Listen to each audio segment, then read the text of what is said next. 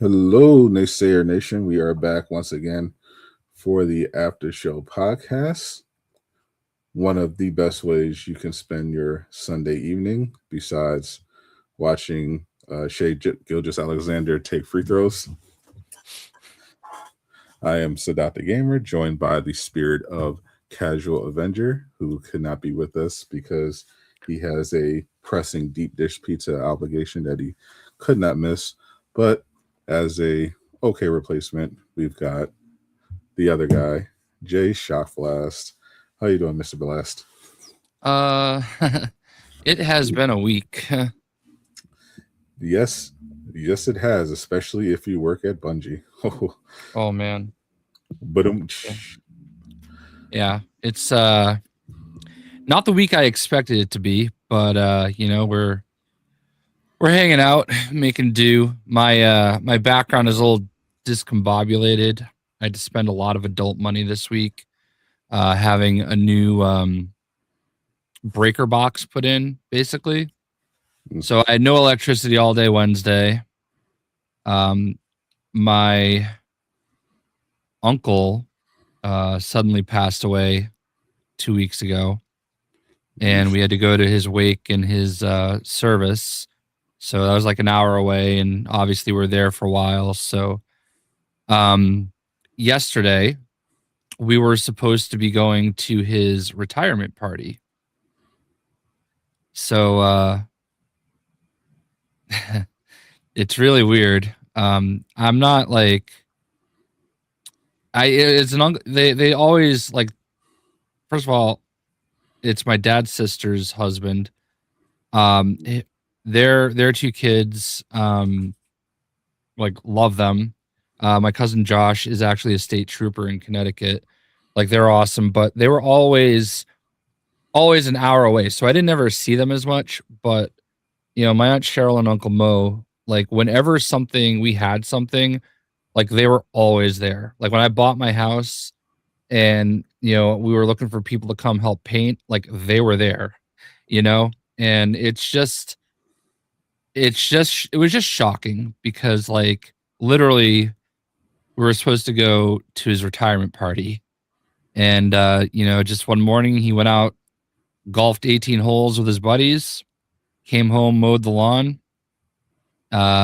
went in and told my aunt, that he was having discomfort. And they decided to go to the emergency room, and he died in the car on the way over. So I don't know. It's been a lot to like kind of take in because, you're about to go like celebrate this guy finally working his whole life and now, being able to rest and he's just gone. Yeah. And like I feel terrible. Like, I walked into the wake and my cousin Josh, who I very much look up to, my cousin Josh like idolized my dad, joined the Marines because of my dad. Their boot camp photos look like they're twins. It's crazy. And like he's just kind of got a lot of my dad in him. Like he's got that Marine in him, and I don't ever like see him too down, and we had a big hug and he's like, yeah, I guess we have something in common now. And that wasn't really what I wanted to hear, but I definitely not. Yeah. So like, it's been a weird week because it was going from that and like, it's whatever, like, you do what you have to do. Nothing else really matters in these moments. You got to be there for family. Then the no electricity on Wednesday, the release day of the biggest game for me in the last 4 years. I don't know. I'm in like a weird headspace. I've been very frustrated. There is this one collectible in Lego Batman that is not tracked by the game other than letting you know that you have X amount of, items. And like when I'm playing, I can't really like ask people for help. And there's no guides, there's nothing. And I just concentrated so hard. I wanted to be the first person to get it. And I did work a little bit behind the scenes with another YouTuber, Pack Attack. He has like 4 million subs. We do this every Lego game. Our DM is like going and we're helping each other find them. Going crazy finding these ones. I don't know. And I figured I'd put this up and, you know, there's a lot of people that are watching it. It's helping them. They appreciate it. That's great. But then like one of my friends posts a short talking about how hard it is to get all these items and recommends that you go watch my video. Mm-hmm. That YouTube short has like 100,000 views. Yeah, that checks out. My video on how to do it has a very appreciated like 8,000 views. To be fair, your 8,000 view video made significantly more money. I understand than that 100K yes. short. No, and I understand that. And first of all, yes, it was Rugged Eagle. And like what I so appreciate about that is that I kept a log. Like I logged where all the red bricks were and what their coordinates were in a Word doc. And when I was done and my video is up, I posted it in my group chat with him, Blitzwinger, and BD1P so that they could make sure they had them and it was easy. And all I asked was like, hey, look, if you do make your version of this video, just, I don't know, give me a shout out. And being the proper young gentleman that Rugged is, he did exactly that, And I love Rugged Eagle because like that's somebody that I watched come up in my chat. Like I will never forget the day he showed up in my chat and suddenly he had a check mark. And I was like, oh, he's like, Jay, you really inspired me to become a creator. And, I got to meet him in Germany and it means a lot when like the younger generation appreciates the OG, I guess, you know what I mean? True. And that's very much the relationship and how it kind of works. But I don't know. I just feel like a lot of times with, this is so competitive and it's like, it's just so easy to give a hat tip when somebody helps you out. Like, I don't even bother downloading the files for Marvel Rivals anymore. Whenever everything comes out, I just go to Miller's Twitter and I just record the screen of Miller's Twitter and I link Miller's Twitter and just, I doubt I'm like breaking news of who Miller Ross is, but I still make sure that I do it that way and I show him appreciation and I just find it more convenient to do that. But it's just nice to know that like with Lego Star Wars there was something similar and I posted that video and within like 2 hours somebody had already downloaded the video, cropped it, shortened it, and just used my video. Yeah, that sounds about right. Yeah.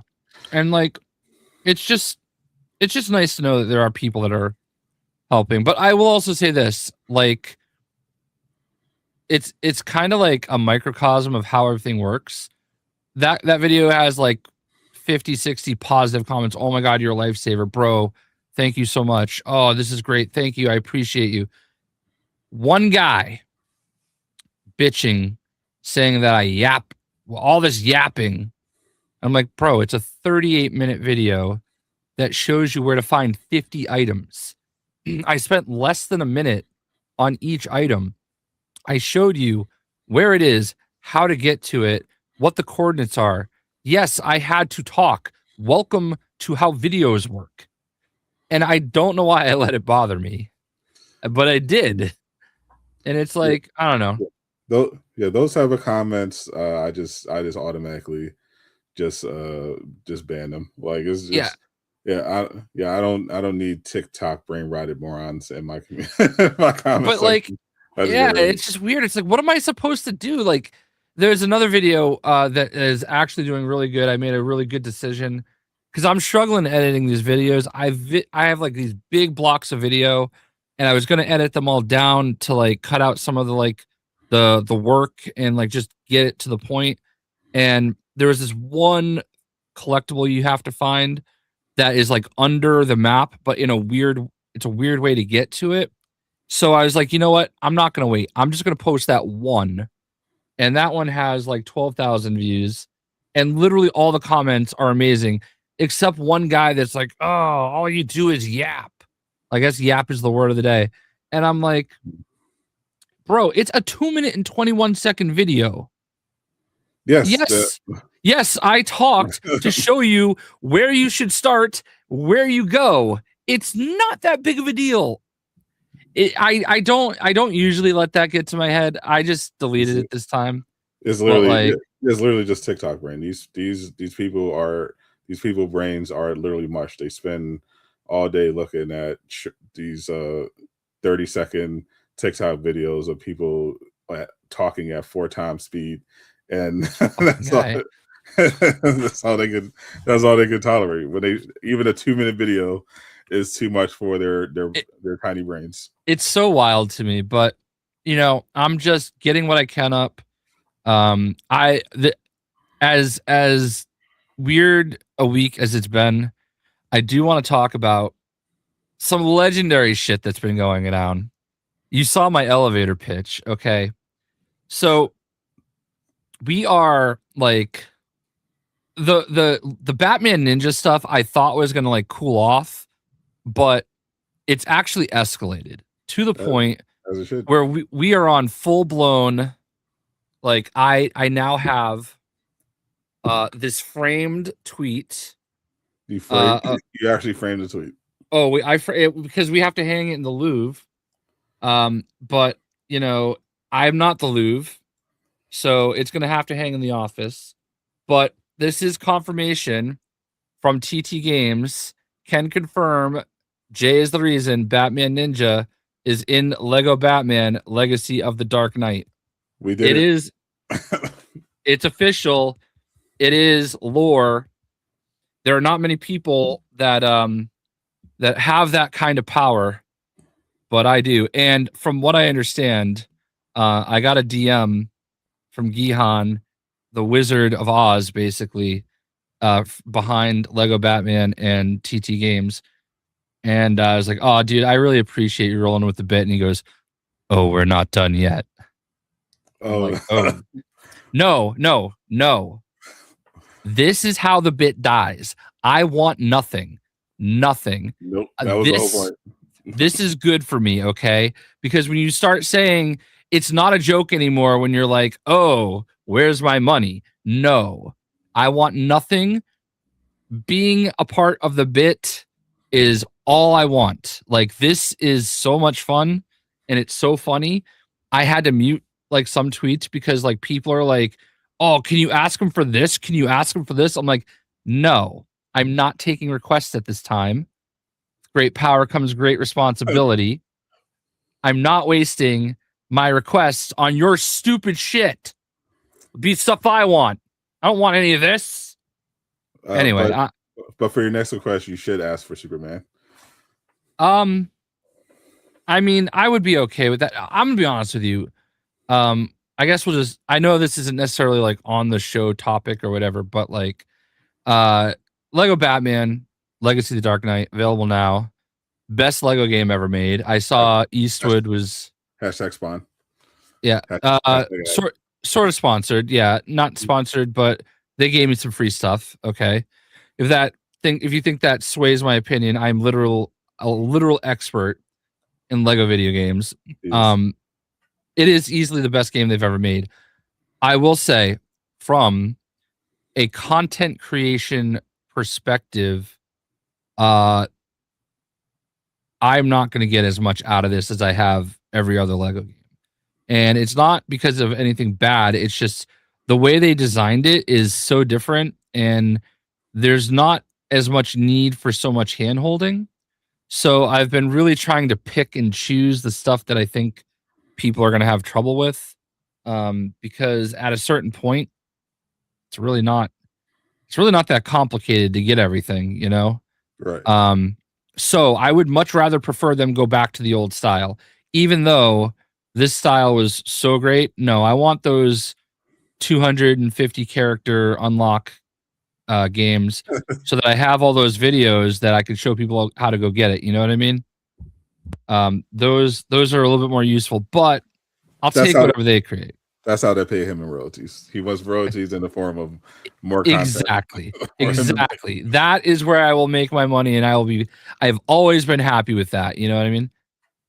I was the sixth person in the world with the platinum trophy, according to PlayStation profiles.com or something. Disappointing. Which is actually the lowest I've ranked in the last 4 games for Lego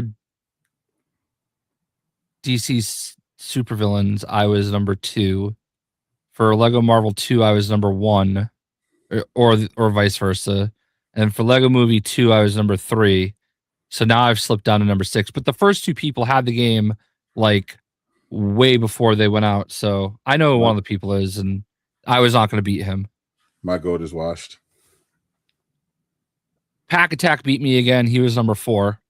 So anyway, but the number I know who the first person was, and they'll remain anonymous. Well, it's better than being 7. Yeah.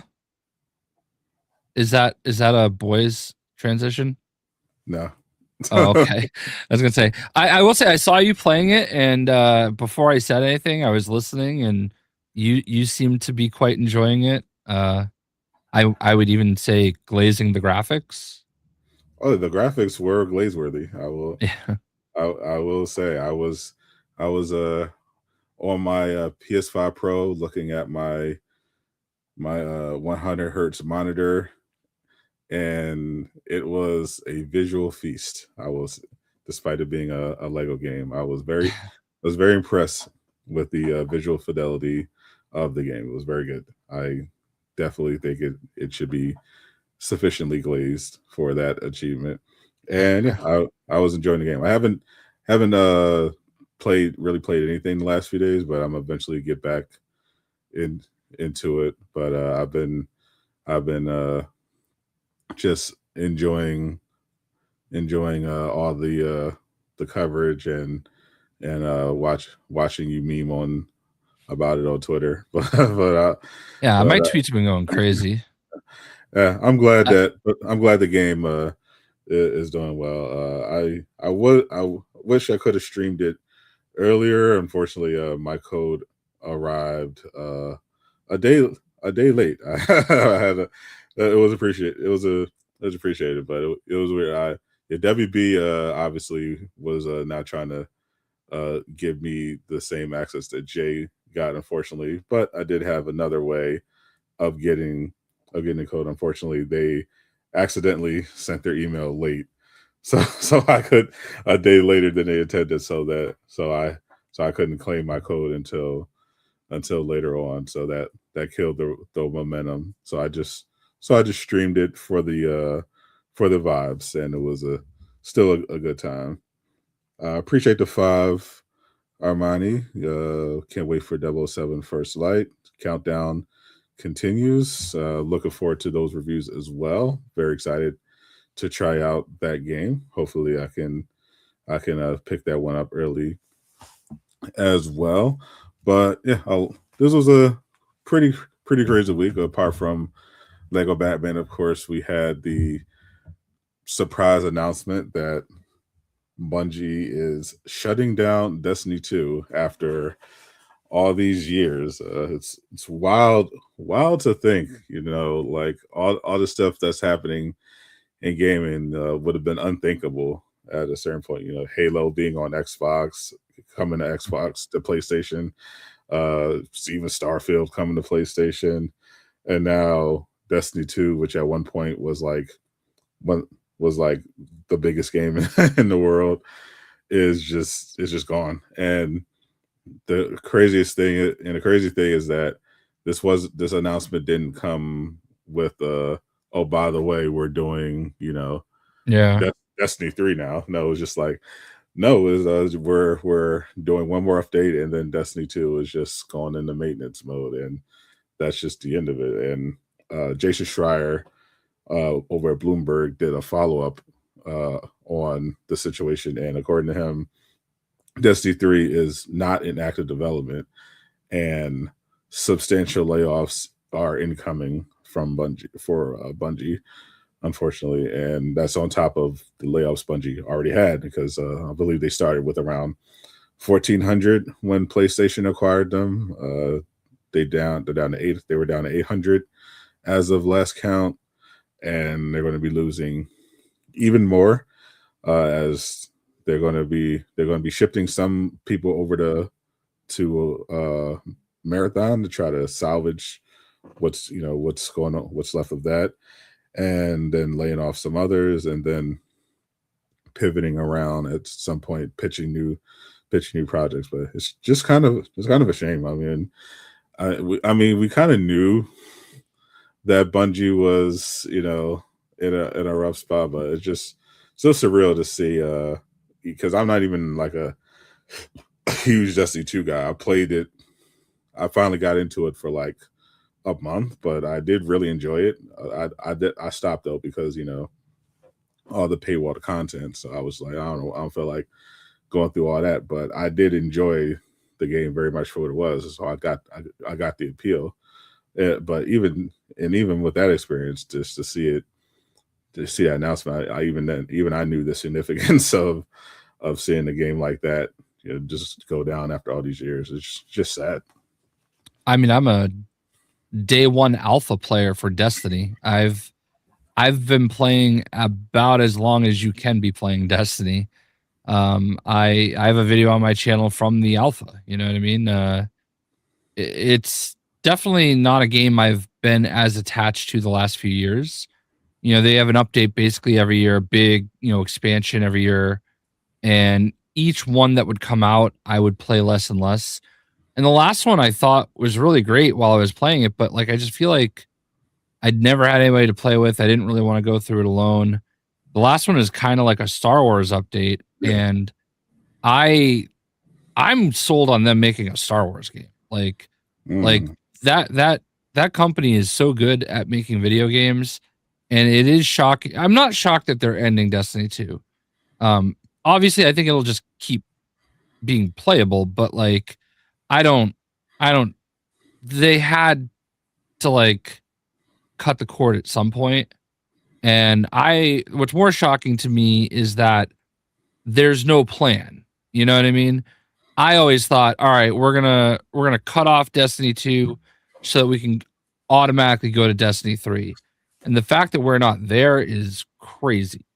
Yeah, because they made a honestly very stupid gamble on Marathon that kind of anyone could have told them was going to fail if they had just asked. But just going all in on the extraction shooter, I don't think it's think of Marathon as like a fail as much as I just don't think I don't understand extraction shooter. I don't think they have that there's not a market. Like there is a very limited it's just a step above niche. Like there are people that like it, there are people there for it, but there's not enough people to support like so many games, like Tarkov was. And that's what made it a failure, though, because they didn't approach it as a niche genre.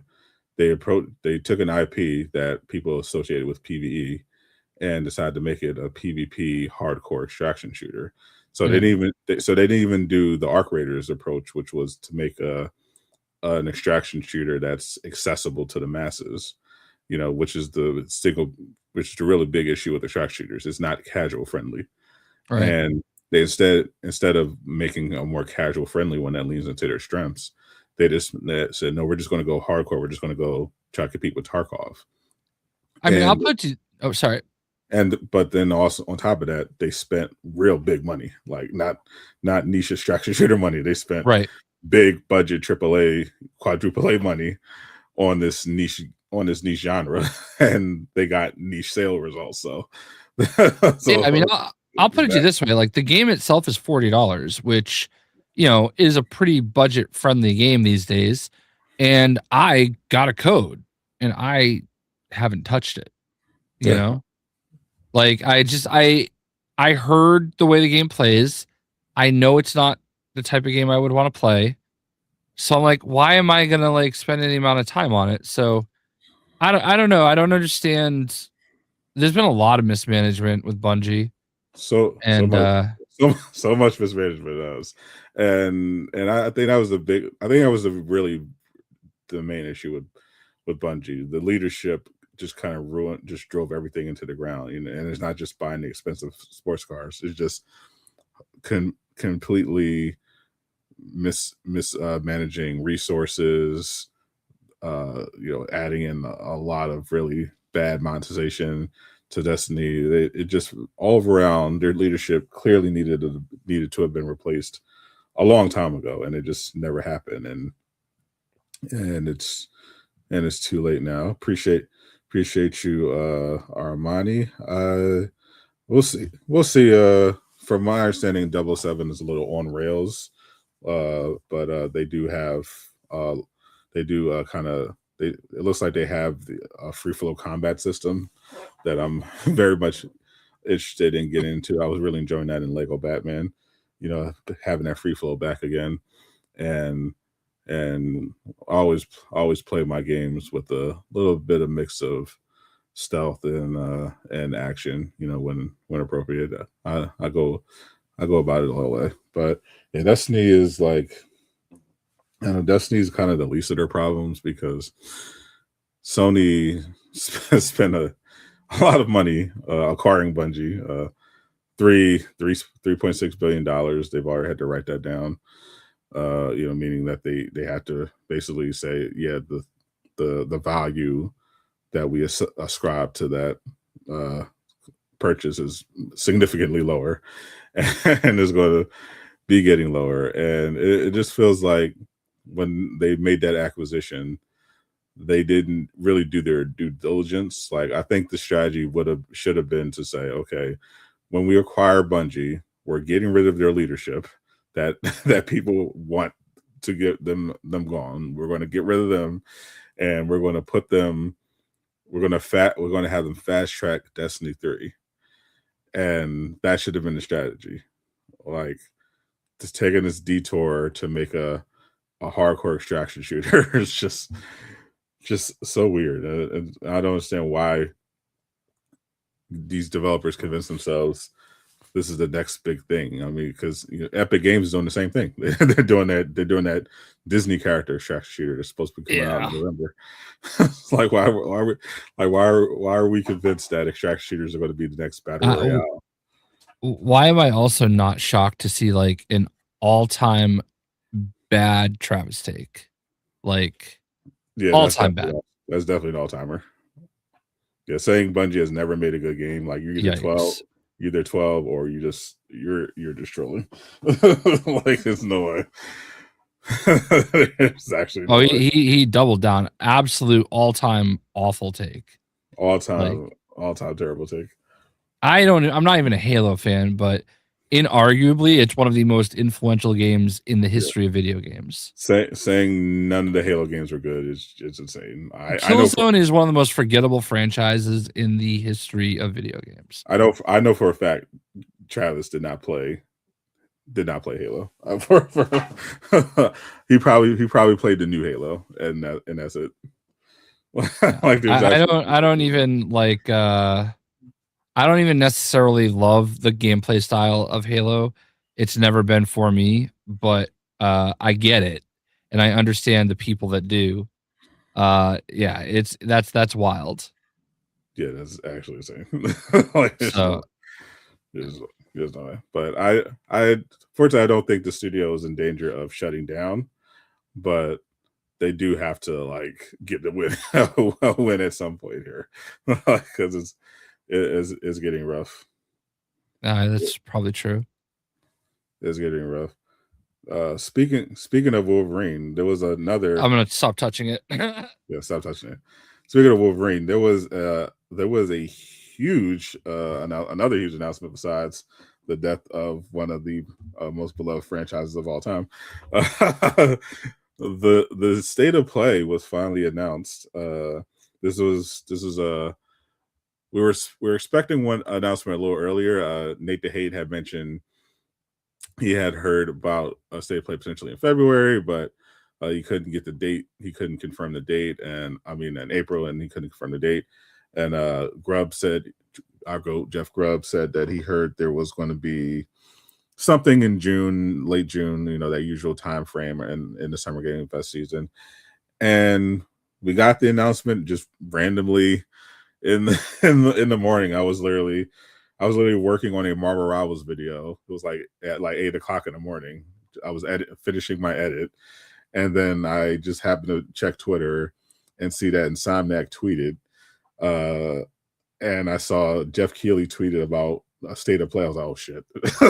So I had to immediately abandon my video and see what's going on. And I saw Insomniac tweeted that they're showing Wolverine again at a new state of play, and oh boy! So I was at the rush to make that video, but very, very exciting stuff. It's going down, of course, on June 2nd, and it seems once again like it's going to be a PlayStation showcase, because Sony is in particular really hyping this up. Not only like we had a really good PlayStation state of play in the beginning of the year that was also over an hour long, but this one is not only an hour long. They said they're going to open with Wolverine, which is a bold choice. I would have assumed that we're going to have that be the finale. So if they're going to open with Wolverine, you can only imagine what they're going to close with. And then you would think, but there's also a very weird part of me that's like, I wouldn't be surprised if they just went out with a whimper. Like they start heavy and then it's just like there is nothing to bookend it. There was possible, but then on top of that, they're doing they're hosting a watch party for it in theaters. Yeah, I heard about that. It's like Alamo Draft House. That's which is so I agree. Which means there's something's fishy going on. They better bring the heat, Yeah, like at the very least, they are setting the expectations extraordinarily high, like intentionally, like because usually they announce the state of play and they don't say anything else. They tell you how long it is, when it is, and then that's it. The only exception is when they have a state of play, sponsor state of play that's dedicated to just one specific game, and that's it. But otherwise, they don't tell you anything about the show. You just show up and you're there to set your own expectations. This time, they just straight up tell you, no, we're going to have Wolverine. We're going to start with Wolverine, and we're going to have we're going to have in-person watch parties for it. So they're telling you this state of play is going to be a really big deal. So I'm inclined to believe that they're going to bring the heat. We do know of one other game that's going to be shown, thanks to insiders, and that's the God of War spinoff, starring Faye, that was leaked previously. So that's who's in the thumbnail. Yes, I was trying to figure that part out. Yes, that's that she just played, of course, by Deborah Ann Wool, who was Karen. Oh, Karen. Karen. Paige and Daredevil. Yep, she actually also plays Kratos' wife in God of War 2018. And she is the star of this spinoff game. But not only that, Corey Balrog over at Santa Monica also has another game that has been long in the works. So I do think now this usually the answer is no, but in this particular instance, I think there is a very real possibility that there is something GTA 6 related at this state of play. I do, because it's over 60 minutes. They have the in-person Alamo Draft House thing, but also we had the leak previously from Best Buy about pre-orders for GTA. They had the earnings call, which reaffirmed that they're going to make their November release date. They're on track for that. And on top of that, PlayStation has a marketing deal with GTA 6. They confirmed that as well.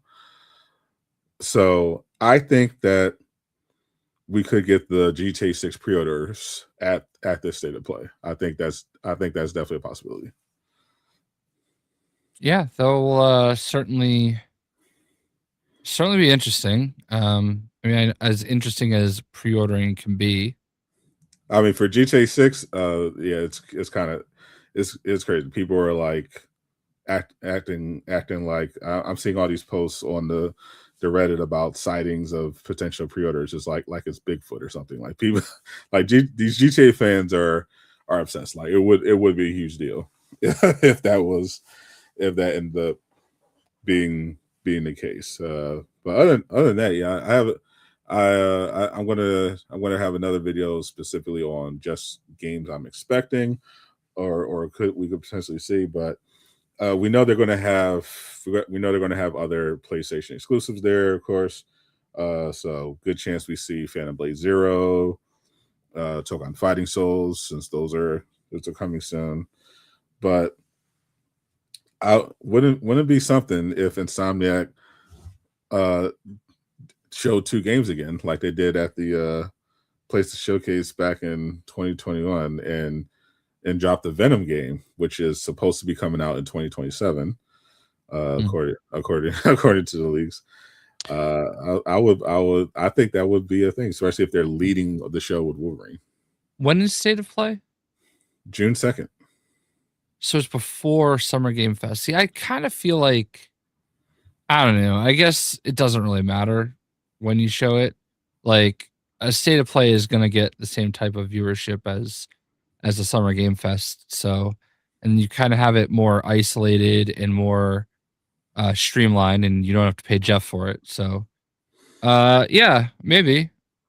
Yeah, why give Jeff money?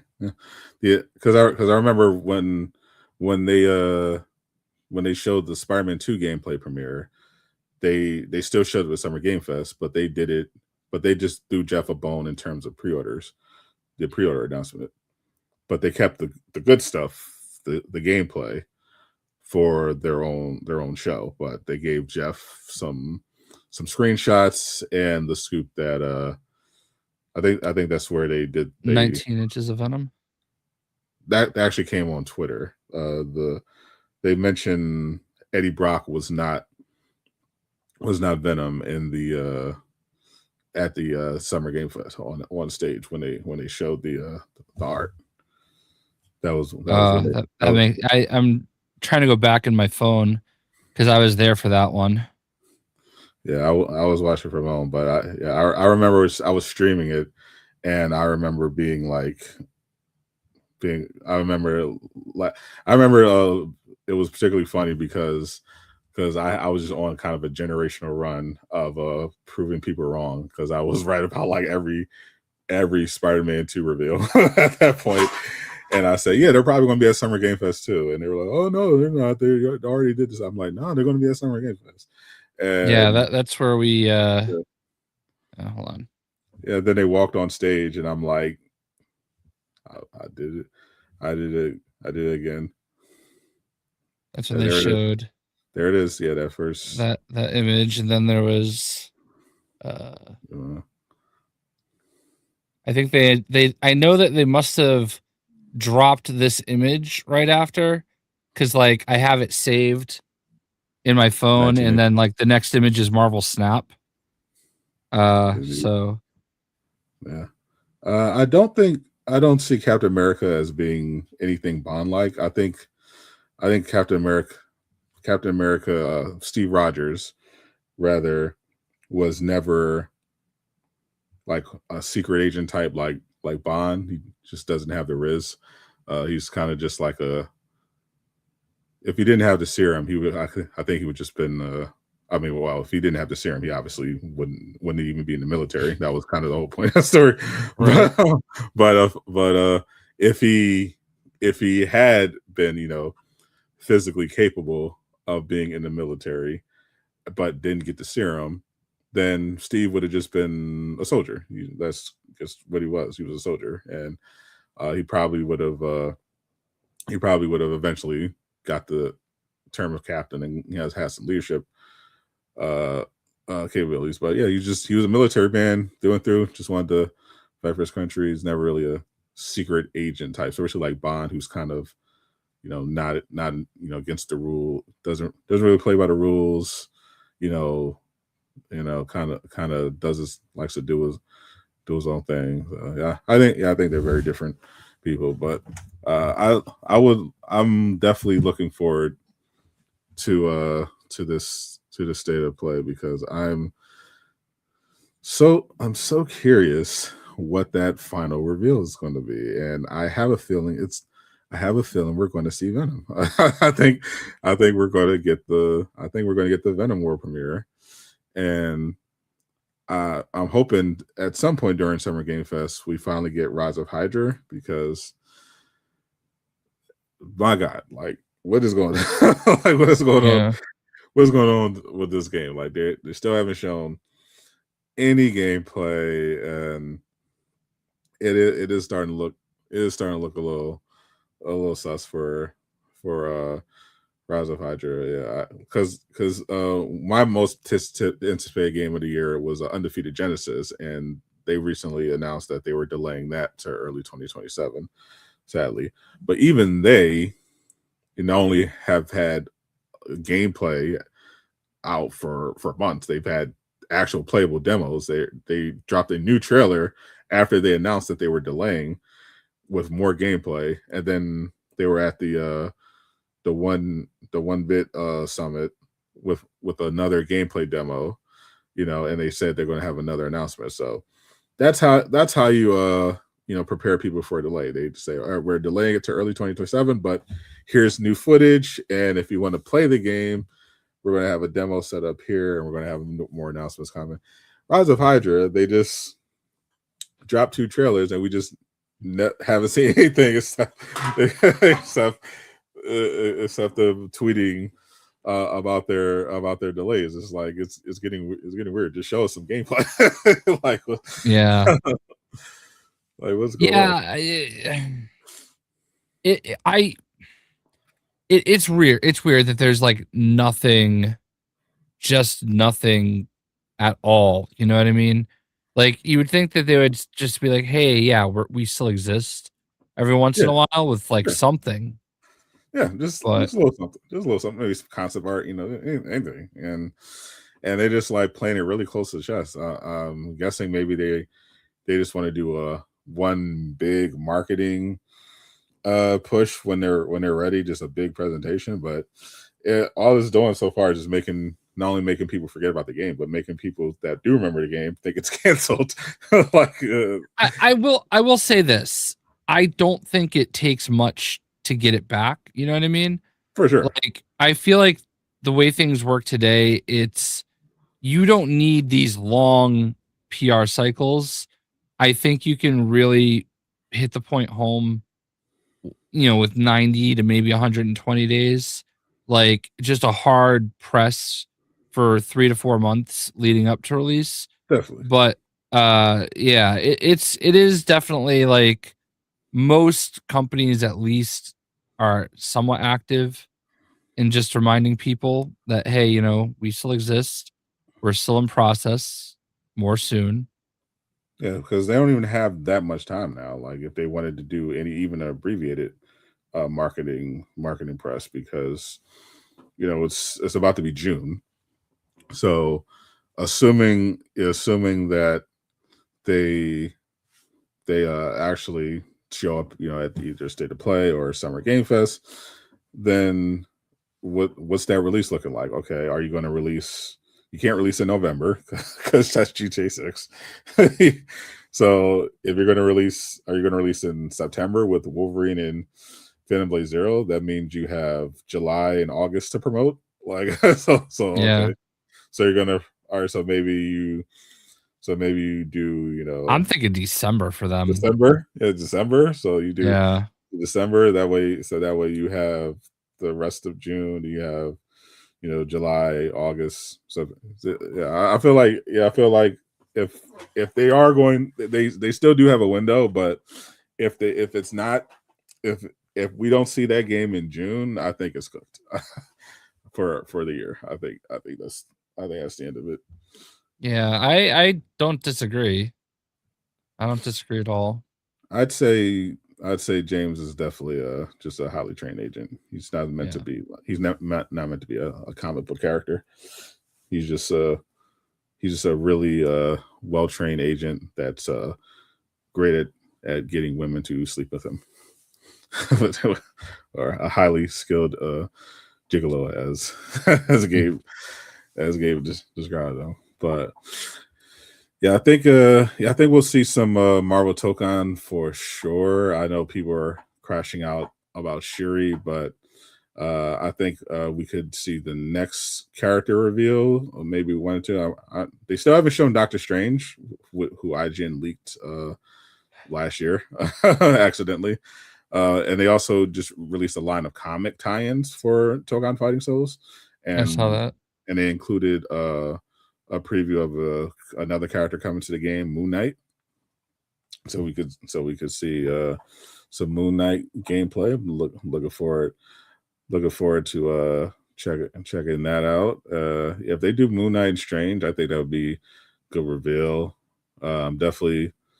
Another thing I was looking forward to, and I think low-key could pop up, is Infamous. I did the story a couple weeks ago that BGC had heard that they were working on, that they heard that Sony was doing something with Infamous, but Sucker Punch wasn't directly involved, which made it sound like it was going to be like a remaster situation, which the creative director at Sucker Punch alluded to, because when he was talking about Yote, he had mentioned that he was really excited to go back to Infamous. He wanted to do a new game. He wanted re-releases of the original trilogy, and he mentioned they would even be fine with outsourcing, some of that, because they only do one game at a time. So I could definitely see them, Sucker Punch, working on a new mainline Infamous game, while Sony has been, cooking up a remaster, at least for the first two games, because those are still on PS3.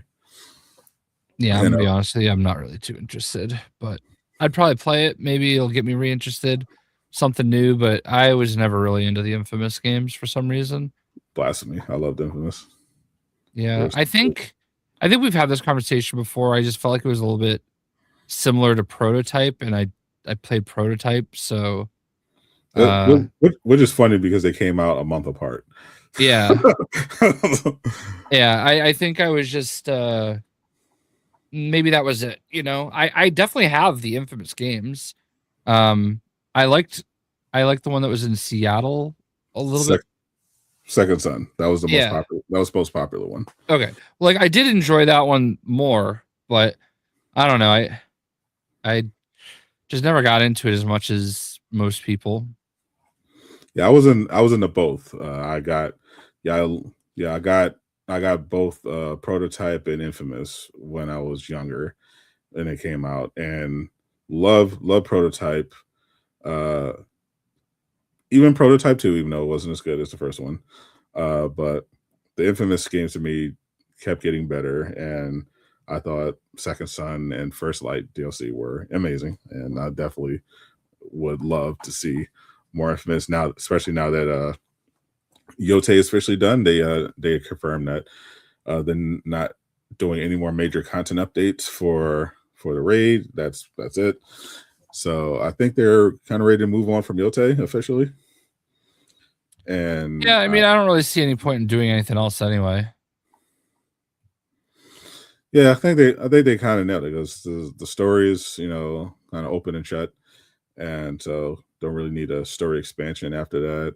I think they got everything they needed out of the raid, which I don't think was the raid, and just the whole Legends mode. I thought wasn't as good as Legends in the previous game either, but it was. But I had fun for the first couple of weeks or so. But yeah, didn't enjoy the raid, but I did like the main Legends mode decently.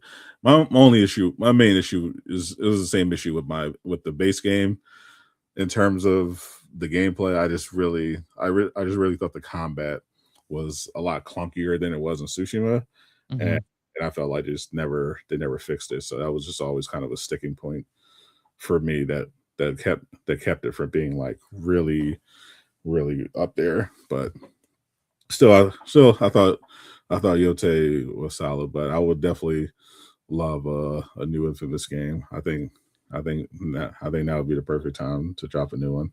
Yeah, I feel like a new Infamous game would prevent me from getting a Ghost of Kyoto. You know, like yeah. I don't know if they want to. I don't know if they want to do another Ghost game in a row, a third Ghost game in a row. I don't know. I would like one. Never enough. I felt like they were. It did feel like they were kind of not necessarily out of ideas, but it didn't it didn't feel like a huge like step up from the previous game. In fact, I do think Tsushima is just better in general, but it didn't feel like, oh, they had just like this crazy fresh take in terms of like mechanics and everything like that. It felt very much similar to Tsushima, which is good in its own way, but just not as good. So I feel like a third one, I think it would do the studio better to have a break in between and do another game and then come back for another Ghost of with fresh eyes after working on another project. I think that would make the next entry in the Ghost of franchise a lot better. I mean, I just love the Ghost of, so it's like I don't really want to hear any of that, but I can understand where you're coming from at the same time, but I don't know, man. I just adore those games. I just love that setting. I would never get Paramount Plus. No. I have enough pluses. I got Peacock, but only so I can watch the Spurs series. I think I use Paramount Plus semi often because that is what the challenge is on. The challenge, yeah, never watched it. I don't know if you. So last night, my wife and I went to. It was basically like a stage show for a podcast about the challenge. The challenge started when Road Rules and what was the other one? The Real World. They would take their cast members and they would have like a competition show, and it turned in. I remember that. I just tapped out after I think I stopped watching Real World like literally like 15 years ago. Yeah, I never really watched The Real World or Road Rules. I started watching this because my wife is like obsessed with reality TV, so she was watching it, and I was just passing through the living room, and I was like, oh, this is interesting.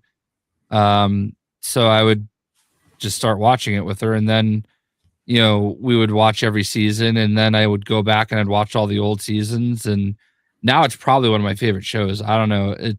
I'm not a big reality TV guy, but like we literally just watched the finale of Survivor. So you're definitely a reality TV guy. Yeah, I do. We watch Survivor. We watch Big Brother, The Challenge, and The Amazing Race. So there are a few that I do watch now, but I never used to be. But anyway, we went to a show last night, and to me, the greatest to ever do the challenge is a guy named CT. He's won the challenge 5 times. If he didn't basically get kicked off the show for like 12 seasons, for like just being at a rough point in his life and beating the shit out of a guy on the show, he probably would have way more championships. But he was there last night with Cara Maria. They were doing a roast of her for her 40th birthday, and so we got to like meet a bunch of the people. I got to meet CT, which is dope. I mean, some people argue Johnny Bananas, which is a very popular name, that a lot of people should know. But CT I don't like know. CT washes. He's I like don't. I a don't know any of these monster. people. I don't know any of these people. Oh, I don't know. Ever since the road rules and the real world shut down, they've had to like dip into other like reality franchises to get people. So now they bring in people from Big Brother and Survivor and like Love Island because they got to keep the show a little trashy. So, um, but yeah, it's I like it because it incorporates like that real world thing with like sports competitions and I don't know, it's a little bit of everything. So the show is cool last night. Um, there's like 5 or 6 people that had been on the show before that were there, and yeah, it was cool. Yeah, I used to be a reality. I used to definitely be a reality guy. I had a little reality phase. Yeah, It was mainly the real world, but I watched the UFC reality show. I remember that. I I watched watched that with my dad. I watched the WWE reality show. Remember that the WWE Yeah, one yeah, with Maven? Remember that yeah. one? Yeah, that's the one I watched. I watched that one. Yeah, Tough I had a little. enough. Yeah, tough enough. Yeah, I had a That's little. I had actually a little that's actually where the Miz came from. He came from oh, nice. he was part of the real world, and then he went on the challenge, and everybody remembers him from being on the real world and the challenge, always talking about how he wanted to be a wrestler. That's that's not. I really like this show. And of course, I like the standard music shows back then, like American Idol. And but then eventually, I just got into anime and started watching reality shows. Well, I was like, speaking of anime, did you see the big announcement today at Combo Breaker? which one? Uh, the Tekken 8 season pass for season 3. Uh, no, I immediately tune out any and all Tekken news. Okay, well, are you familiar with something called Baki? Uh, yes, Baki is a very popular anime that airs on Netflix. All right, there's somebody named Yujiro Hanma? That's Baki's father, the strongest man in the world. Okay, well, he is the surprise character in the Tekken 8 season 3 DLC. Oh, that's actually fire. I'm still not Yeah. going to play that. I'm still not going to play Tekken, but that sounds. Well, that's pretty fire. Hold on, Appreciate let's see if we can. Oh, go ahead. you, Monty. Yep, so it's all good. I'm definitely. I think most people are excited to try 007. I am for sure as a longtime Bond enjoyer, big Bond fan. Love GoldenEye. All right, I don't know if this will make sense to you. Yeah, that's you, Joe. Yes, I watch Baki every time it comes on.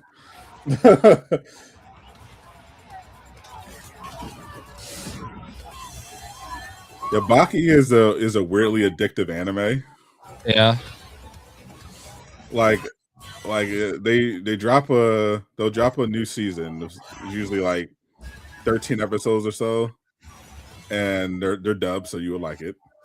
And they're like each about usually about a specific fight or a tournament or whatever. But yeah. Lately they've been having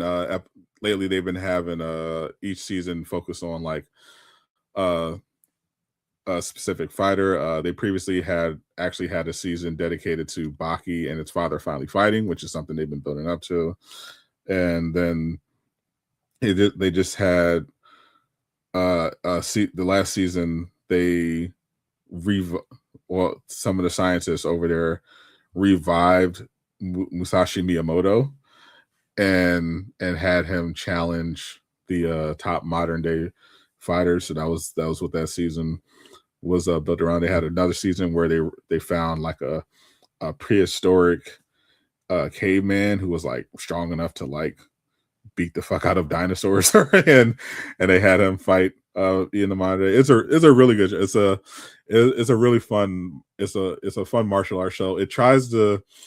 It's cool because it tries to like present itself as grounded, and it does have like a lot of like lore and understanding of actual martial arts, but then they like add some anime bullshit on top to just add a superhuman component to it. You know, like they have this one guy who's like his whole shtick is that he's just made of muscle. Like he's super strong. He's in prison, but he's kind of just, you know, runs the prison, does wherever he wants, and he's so strong that his abs can literally stop shotgun pellets. Like, you know, they'll do crazy shit. They'll do crazy shit like that. But whenever there's a crazy feat, they'll try to like explain it with like with actual science and martial arts. It's a really fun show. It's like really addictive. Like despite it not having like insane flashy animation and fight sequences. Like Solo Leveling, for example, gets you really hyped because the fight scenes, the animation is like some of the best you'll ever see. But Baki just kind of hooks you with the presentation, the storytelling that goes into each fight, the build up and everything like that, and the way it's paced and structured. It's really well done. I like it a lot. Yeah. So one of the things that here's one of the things that CT is famous for. I was going back to like the thing I was at last night. So Johnny Bananas and CT, probably the two most popular people in the history of the challenge, like the ones people would know. So this is like the type of event that they would do. This is Prime CT. Sometimes did he have CTE? That was one of the jokes last night, that they named CTE after CT. So this is CT right here. This is probably like 12, 15 years ago. And they surprised Johnny Bananas by he's going to be the one that goes up against him in the challenge. This is like literally CT's first time back after being gone for many years. And everybody is like shocked that he's here.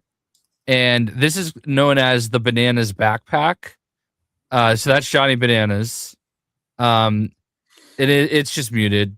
But so that is when CT like literally beat the shit out of the dude and got kicked off. Which is weird because you think reality shows would love that type of thing. Right. So let's try to get to the part where he actually...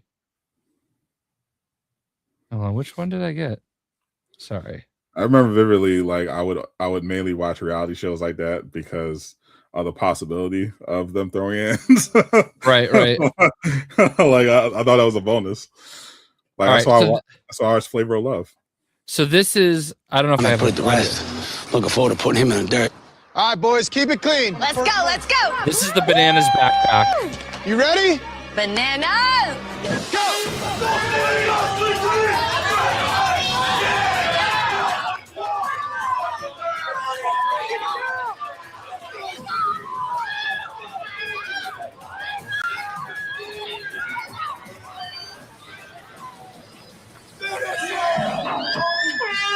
That was like the whole point of the thing.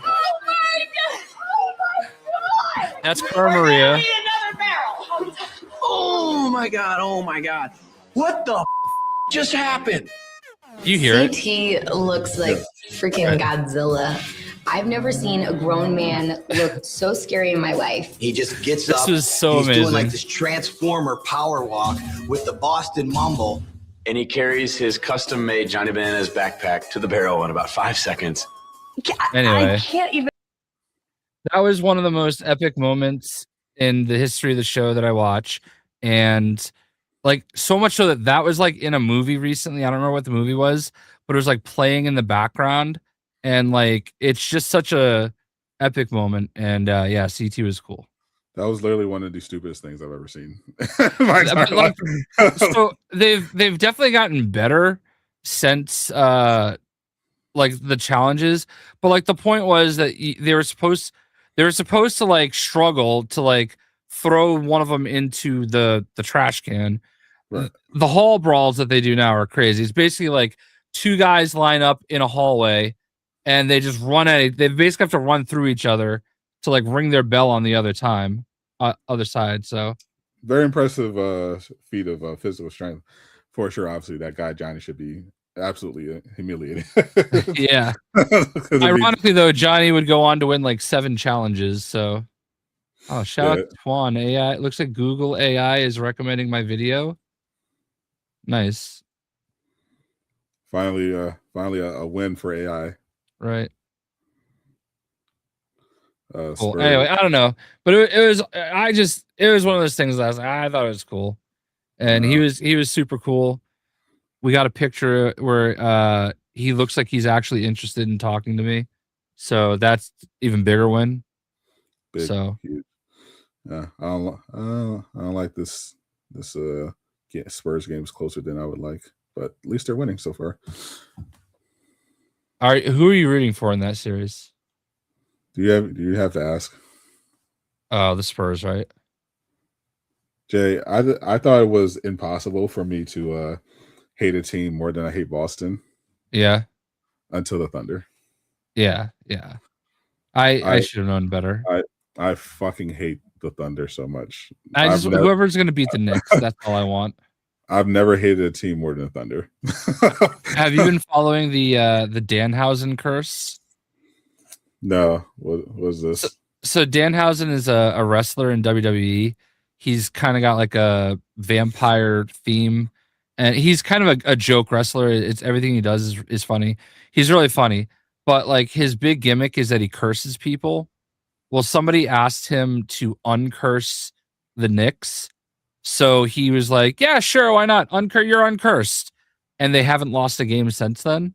That's actually so now they literally just had him like as a guest at the last game. He started demanding he wanted seats next to Timothy Chalamet and what's her name?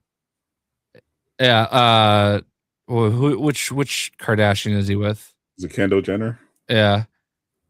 Like this was at game 3.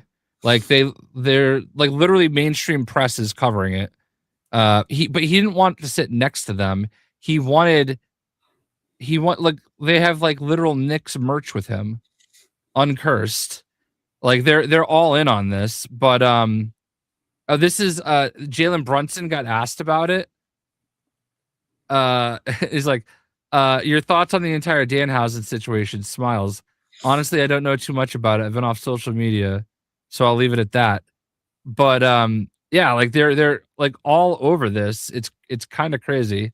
Well, the Knicks are 1 win away from the finals, so it's a big deal. Yeah, and the other ironic part is he's actually like his big rivalry right now is with The Miz, who is like renowned for being a diehard Cleveland fan, because that's where he's from. So, but yeah, like they're all in on this thing, and he's like he didn't want seats next to them; he wanted seats between them. That's actually diabolical. Yeah, so that's like his whole thing. Yes, he's very nice, very evil. He's basically a total cartoon character. One of the top 3 merch sellers in WWE right now. Can we get him to curse the Thunder? Yeah, you just have to give him human monies, and he'll do anything. I will gladly put together a GoFundMe to get him to put every curse imaginable on the City Thunder, because I fucking hate this team so much. They're so terrible. Literally watching them play makes me physically angry. Oh my god, I'm looking at this. Man, I can see why people hate SGA. There's the hater report just tweeted something. Did you see this on Twitter? This guy did an analysis to examine how if everyone's right about how much Shea flops, and he studied all the amount of time Shea falls on his jump shot attempts compared to his peers, and they found that Shea falls down on his shots 50% more than his peers. Yeah. Well, this video, he goes up to take a shot, and like literally not touched at all, and just like goes straight to the ground and got the call.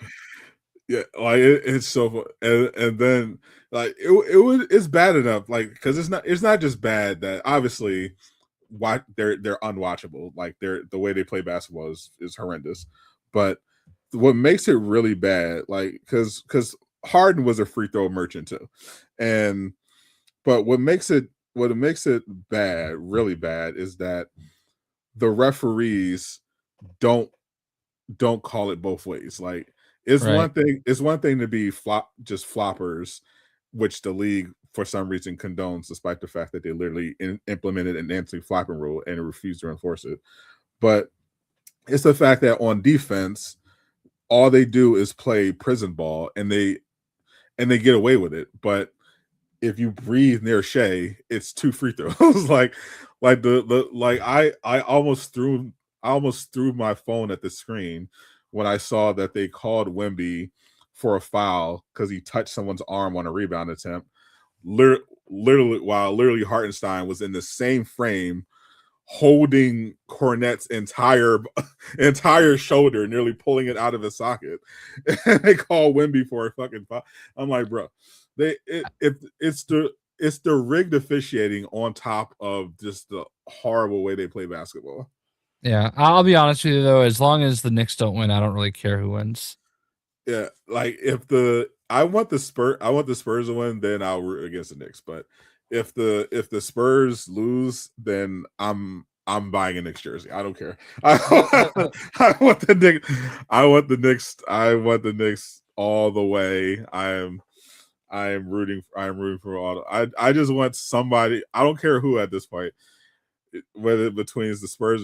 I want the Thunder to lose as soon as I want them to lose in disgrace. I hate that team so much.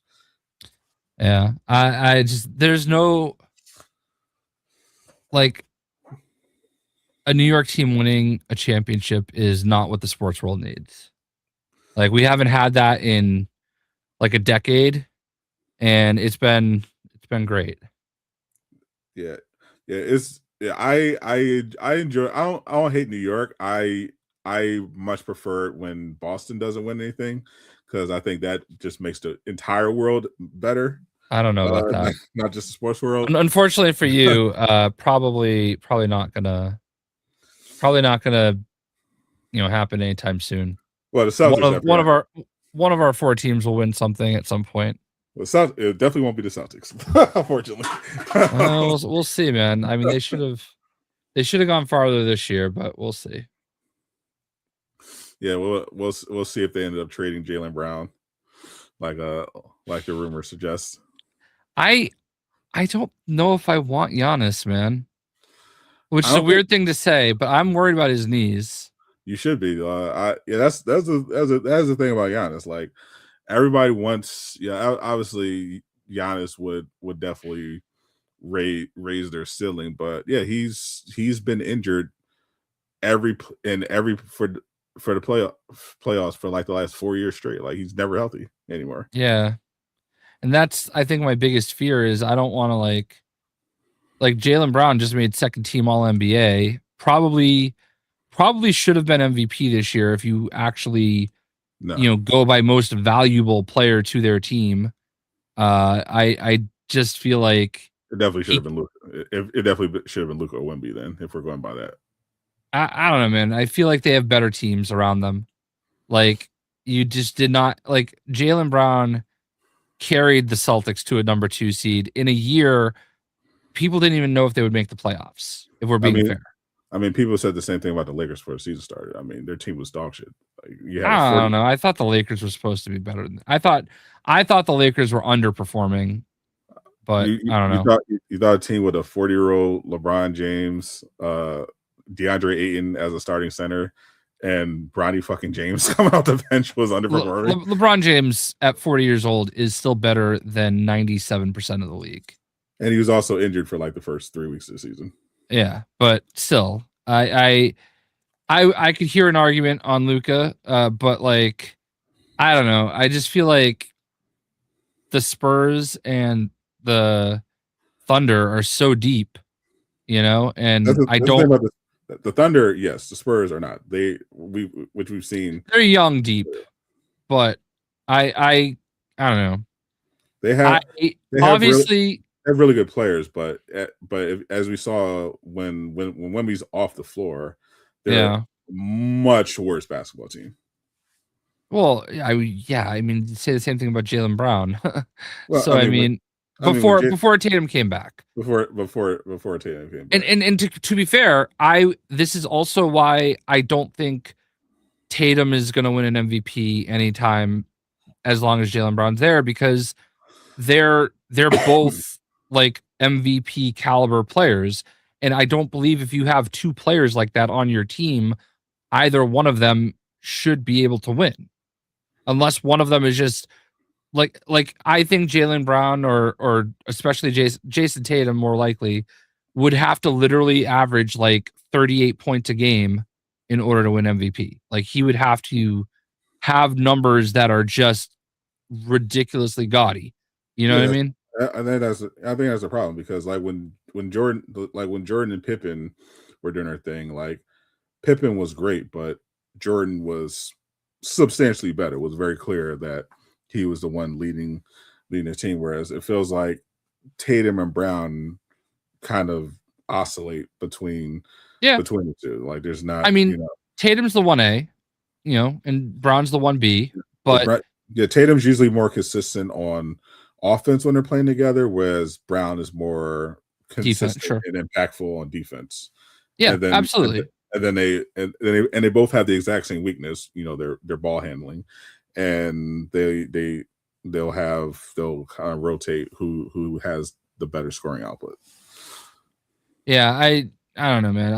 I really felt like there was a very, very long stretch of the season where Jaylen Brown was possibly the best player in the NBA.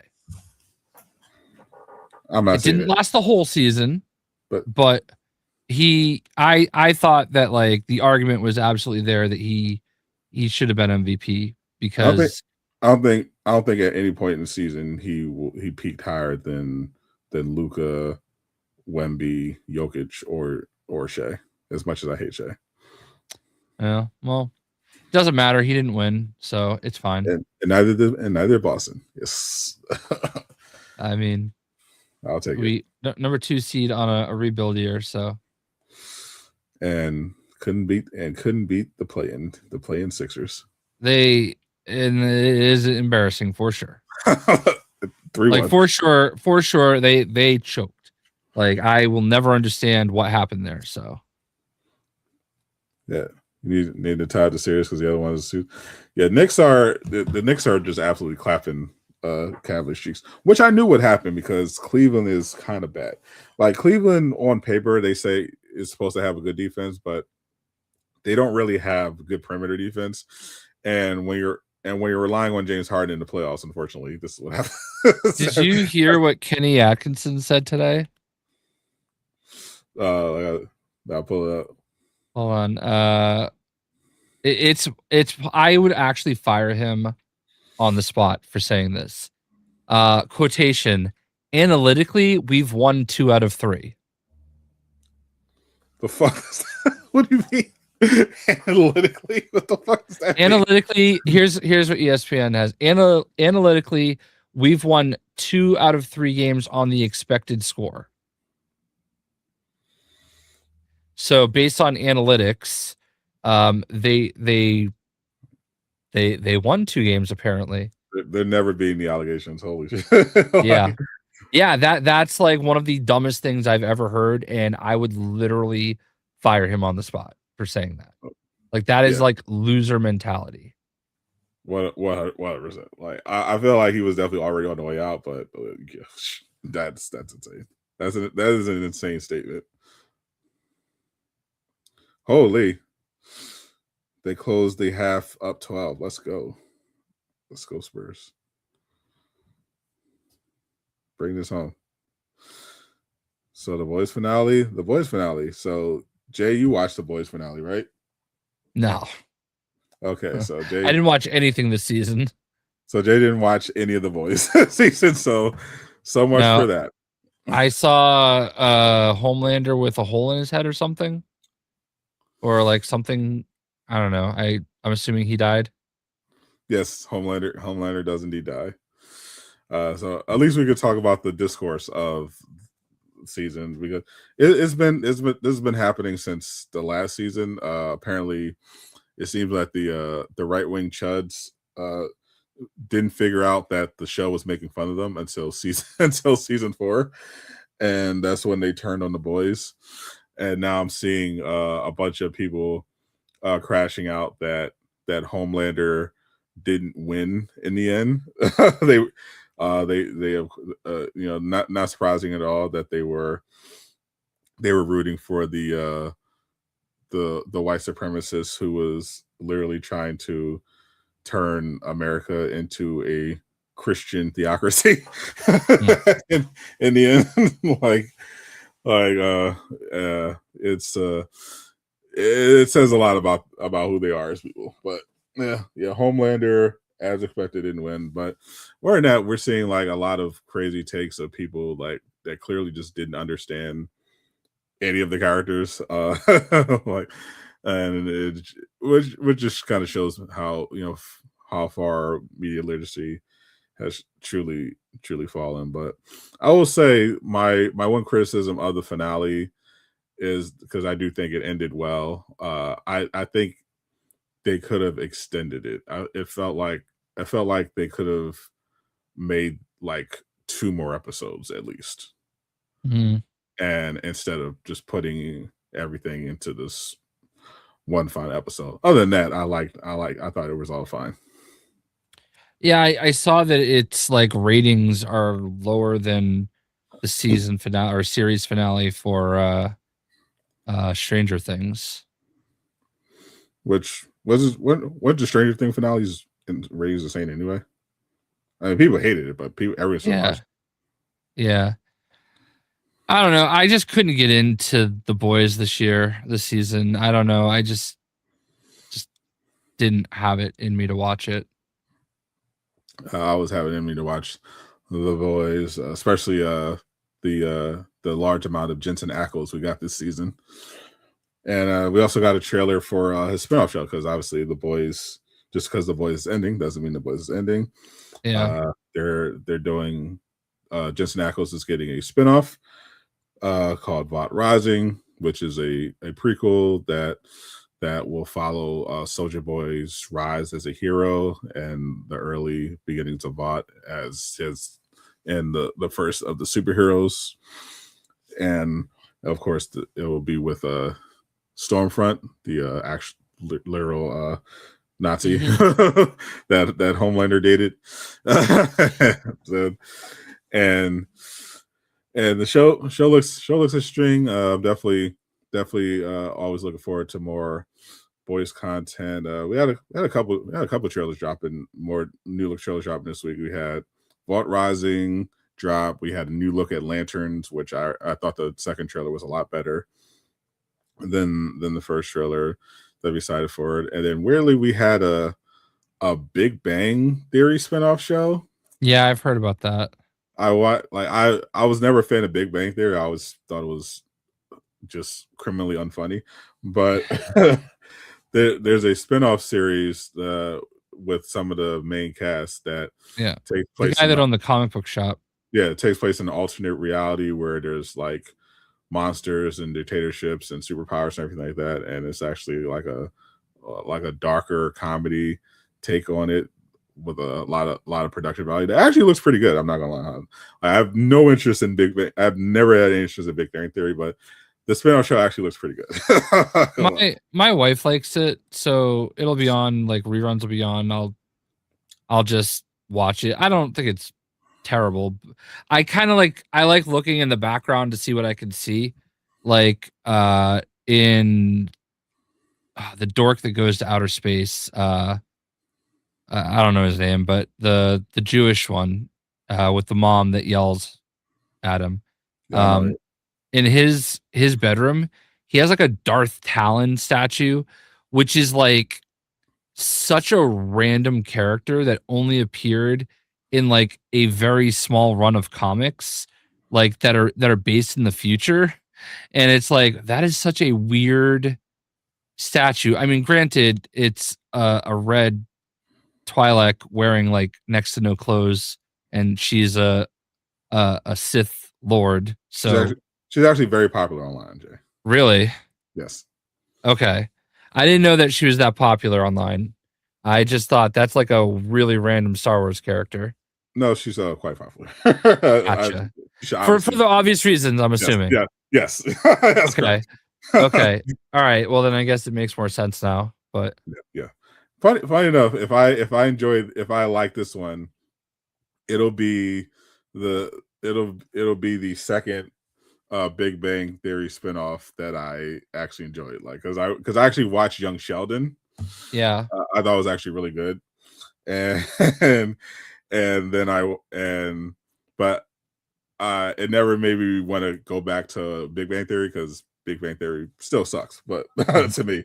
But I thought Young Sheldon was great, and this new one looks pretty good as well. So I'll probably end up.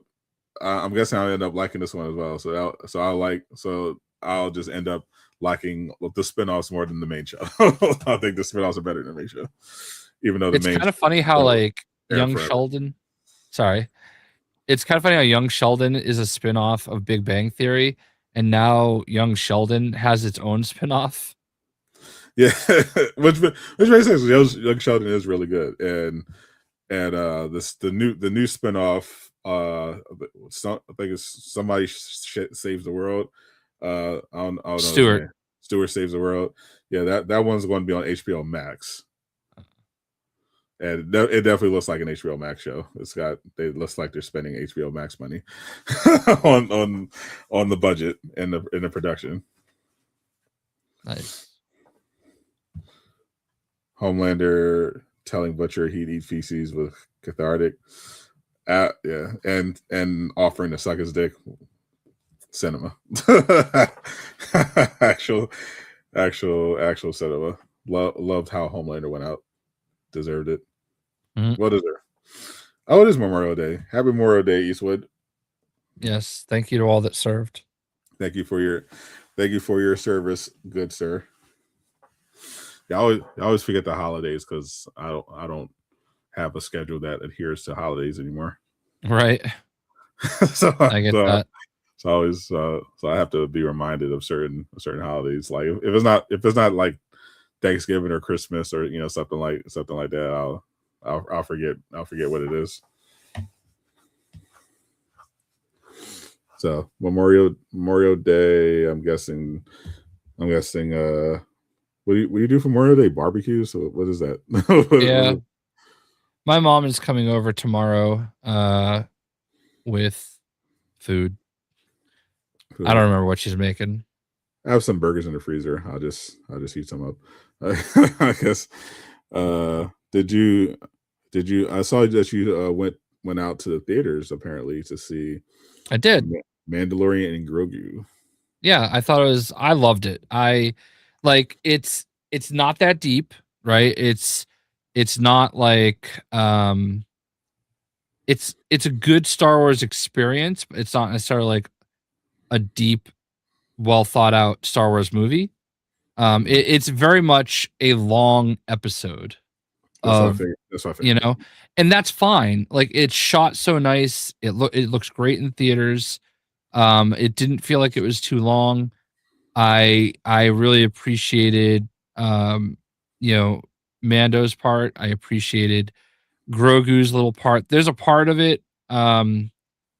Grogu has this part of the movie about, I would say like 70% in, where he does something, and it honestly made me want to cry a little because it just made me think of how, like, when I'm in bed and Evie gets real close and she just curls up in my arms, and it's like you could feel that moment. It was such a really cool moment, and I really appreciated that moment. I was like, oh, that's so cool. But the action was really good. There's like it gets out guns blazing, like literally. I mean, I thought they did a really good job with it. I wasn't expecting it to be, this full blown deep lore pushing, experience. I thought it was going to be like essentially the best episode of The Mandalorian they've ever done. And that's what it was. They just needed like an hour and a half to do it. Fair enough. I'll probably wait for D plus. It didn't feel like something I needed to go to the theaters. Yeah, I wanted to see it in the theaters because I think there's something special about seeing Star Wars in the theaters, and they had some great scenes that were like pure Star Wars, and I just liked it. I liked it a lot. I think I don't think it would have made like I've seen people say, oh, they should have just made this a season of the Mandalorian. And I don't agree with that. I think there's something about it being played as this big run. If you want to say it was like a special presentation, like the Punisher, then fine, but it's like twice as long as the Punisher. And I don't know, man. Like, could they have divided it up? Sure, but I like just being able to go right all the way through it without like any breaks. You know what I mean? I thought it was. I really liked it. Yeah, I haven't felt inspired really to see anything in Star Wars, and especially in theaters. Is the love for the Star Wars just isn't quite there yet. And I've seen people that went to see it that were like, oh, I really didn't need to see this in theaters. And I can absolutely like see people walking away with that, because like you have an expectation of Star Wars when you're at the theater. And this was more reminding me of like when I went to see the Clone Wars, when that came out, they did like the first like 3 episodes as one big movie. Yeah. And that's what it reminded me of. And that's basically what it was. And it worked really well. That's why I was getting the vibes when they announced this movie. I was like, this feels like something I'm just going to watch on D plus. Like, that's fine. Yeah, and well, instead of spending money on Mandalorian Grogu tickets, I bought Project Hail Mary. And okay. And watched that. And holy shit, I'm so glad I watched that instead of Mandalorian Grogu. Yeah. I wish I saw that in theaters. Yeah. Yeah, Project Hail Mary, hands down, in my top 5 favorite sci-fi movies ever. Wow. Interesting. Absolute cinema. Masterpiece. I absolutely fucking loved it. Oh my god, I can't believe He-Man is next week. Yeah, the 5th. And it is getting really good reviews. Like even Jared Leto is not killing this movie. Surprise! I was seeing a lot of posts, a lot of videos saying, "Please get rid of it, Jared Leto." I from what I understand, those are just Jared Leto haters. They're not actually basing it off of anything in the movie. Like everything I've seen of Skeletor, you can't even tell that's Jared Leto in any possible way.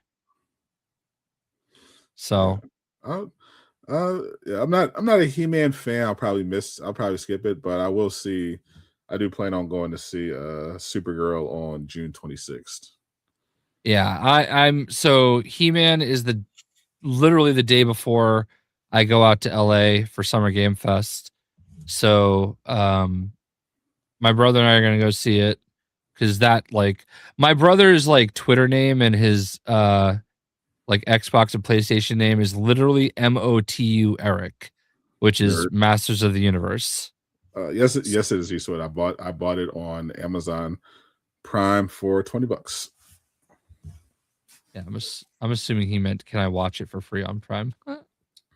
No, you not yet. You can rent it or buy or own it. Buy it, own it.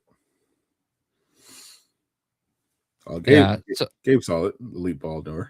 Oh, I will also say, they showed.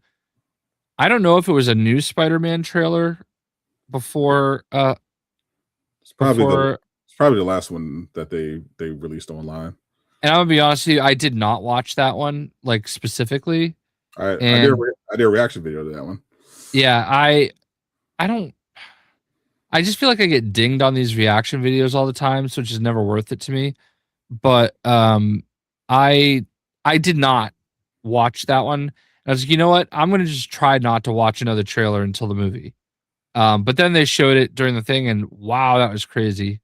Yeah, That was a good trailer.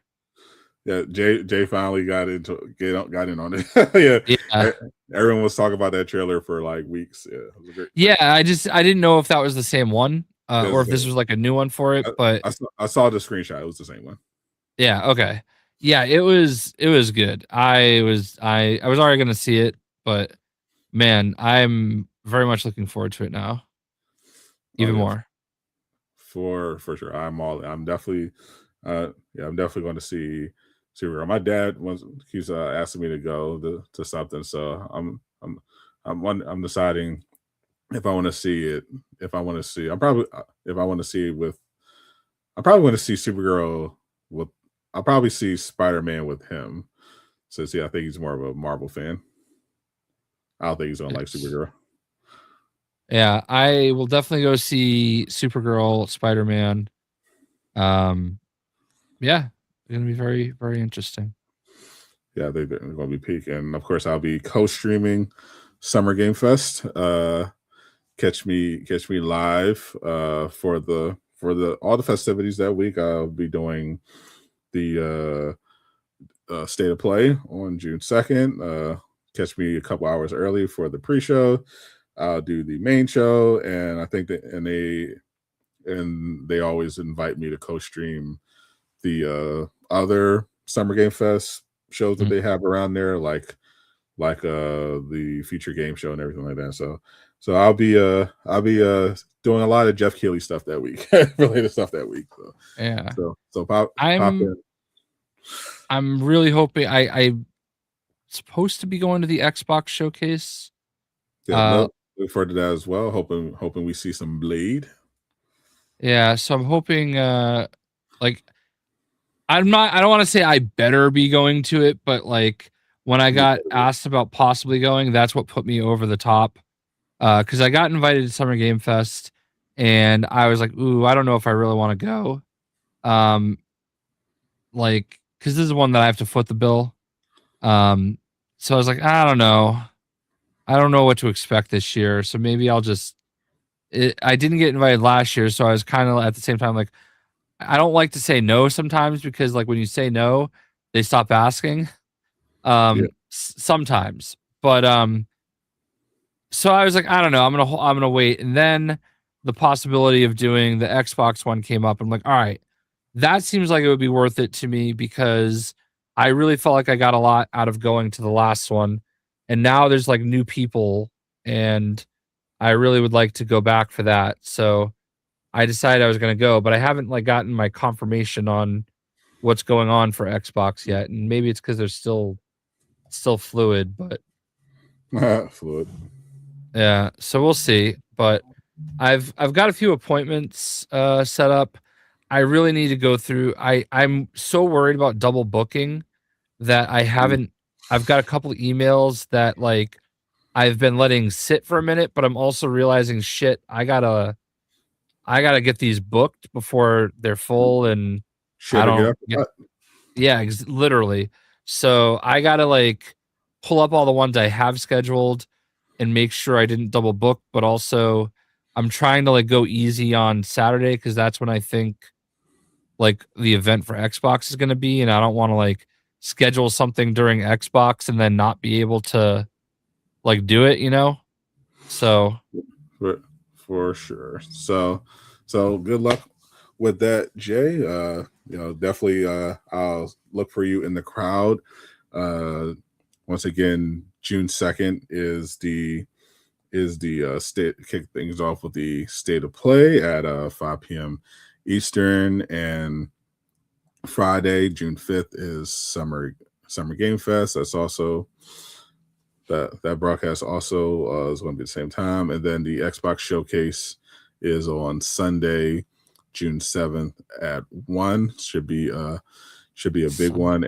It's followed directly by a Gears of War E-Day Direct immediately after the show ends. They'll do a deep dive on Gears of War E-Day, at the end. So any Gears of War fans definitely want to tap in for that. I've been booking for Sunday, not Saturday. Fuck. I thought Xbox was on Saturday, and I've been like booking the stuff I have been booking has been Sunday. Oops. So, Oopsie. well, I'm gonna have to go through all my stuff. So, yeah.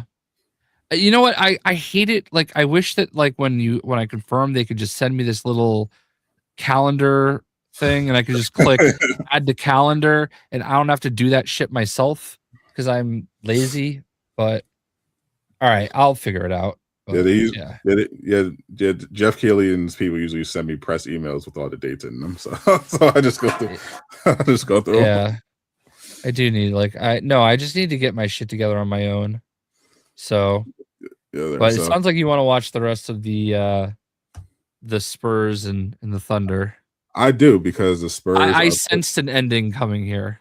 The Spurs are putting belt to ass right now, so I actually want to watch this. So we'll catch you guys next time. I appreciate everyone supporting the stream as usual. Thank you everybody. Happy Memorial Day. Shout out to Gio for being first once again. Thank you, Imani, for the supers. I'm Stott the Gamer. I am not Casual Avenger. But we appreciate Casual Avenger coming through yapping. Zip it up and zip it out. Peace, my nature.